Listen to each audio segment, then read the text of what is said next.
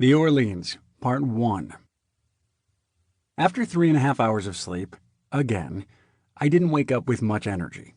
I felt like a battery that had been recharged to 35% of max power, and I knew that number would slowly move lower the longer I stayed awake, which was going to be a long time. It's not going to be easy to win like this, I thought. When I arrived at the Orleans, I put myself on the 1-3 no limit and 4-8 fixed limit lists. The 4-8 fixed limit hit first by far. The last time I had played 4-8 fixed limit was in Foxwoods. No matter where you play, a 4-8 fixed limit game is usually going to have more energy than a low-stakes no-limit game.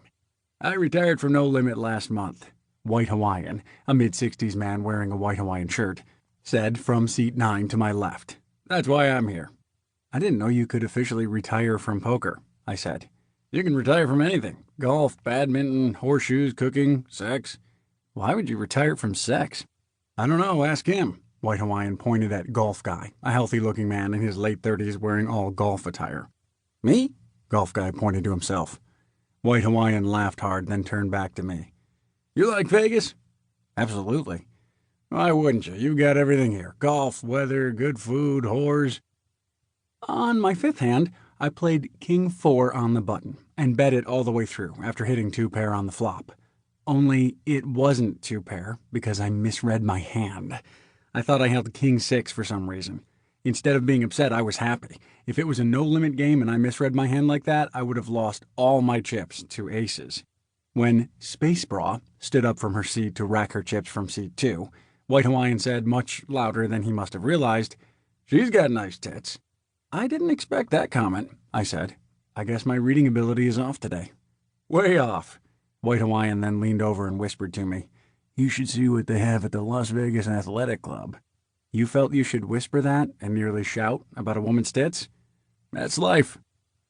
When Golf Guy stood up to cash out, the dealer said to him, "Good luck wherever you're going." "I'm going to hell." That pretty much sums up Vegas. I think I can relate to Golf Guy. I always try to be good to people. In fact, I'm probably one of the more polite and respectful people out there. But my thoughts are beyond what you can possibly imagine. They're not violent thoughts in any way. They are highly manipulative thoughts. What's strange is that I both hate and love being like that. I hate being like that because I truly have no intention of doing anyone wrong. I love being like that because I truly enjoy moving the pieces on the board to get what I want without anyone having a clue what I'm doing. So, am I good or evil? Well, you tell me. I would say good simply because I want to be good. Lovely lady, an older woman wearing classy clothes, tanked in a 4-8 limit game. Note to all readers, you cannot tank in a 4-8 limit game. I might go 50-50 here, 50 fixed limit hands and 50 no limit hands. Have you ever stayed here? I asked White Hawaiian when I was getting bored with the mild swings in my chip stack. Sure I have, whenever I'm too drunk to drive home. Are the rooms nice? They're great. I can eat, sleep, and shit there.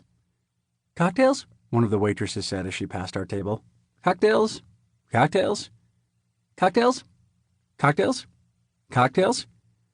I could have written that she said cocktails 7 times, but I wanted you to hear what I heard, and she said it way more than 7 times.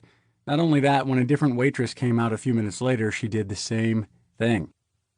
Most of the people who play poker at the Orleans are locals who enjoy the game. Most of the other people are thinking, one day, which is the same as in any other poker room. They are addicted to hope. Gambling provides that hope. If nothing else in their lives provides hope, then the pull is even stronger. When I sneezed into my shoulder, someone at the table said, "Bless you," but I will never know who. It's the only mystery from this journey that will never be solved. This obviously wasn't worth mentioning, but I put it in my notes on the phone while playing, and I wanted you to know everything that happened. Square Specs made a no-look fold toward the end of my 4-8 fixed limit session. He peeked at his cards and then turned away while tossing his cards into the muck. Now, a no-look pass in basketball is a great feeling. I enjoyed that even more than hitting a fadeaway 3, but a no-look fold in poker is a bit cheesy. Stop it, man. To keep listening to this audiobook, I've left you a link in the description so you can do it at no cost thanks to Audible's 30-day free trial.